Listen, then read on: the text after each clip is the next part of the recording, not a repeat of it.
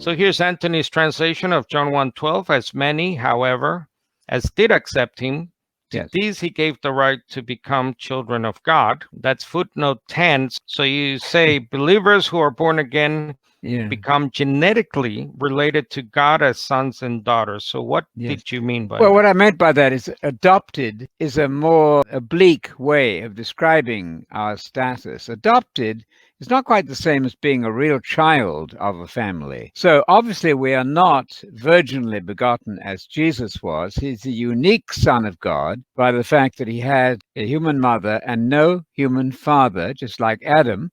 In the case of Christians, I think iothesia, sonship, implies for us a closer relationship than just being adopted. It's by the working of the Spirit of God, imparted by the gospel of the kingdom to us, that we become not just adopted children, but sons and daughters of God. It's a rather subtle distinction, I admit, but I don't think we need to think of ourselves as just adopted. That, in our current language, does not have quite the strength as being genuine sons and daughters in a genetic fashion. But of course, that's in quotes because we're not the product of a virginal begetting. Jesus was begotten in Mary. Matthew 1:20, most important text, says that Jesus was the one begotten in Mary. That's to say, caused to come into existence as a son.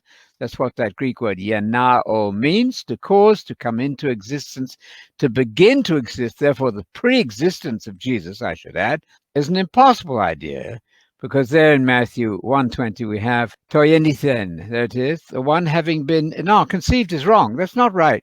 The Greek doesn't say conceived, it says begotten. Yenithen, the one embryo, begotten, brought into existence, fathered is the word there, in her. Now it is a conception, of course, we know the mother's part is conception, but the word there is strictly what the Father does, and he brings into existence a unique Son by miracle worked in Mary. That's all that is. That's amazing. So, like Adam, then, Jesus is the only human being who didn't have a physical father. I mean, it's a subtle distinction. You can challenge that if you want to, but the yenithen there is the passive to be begotten.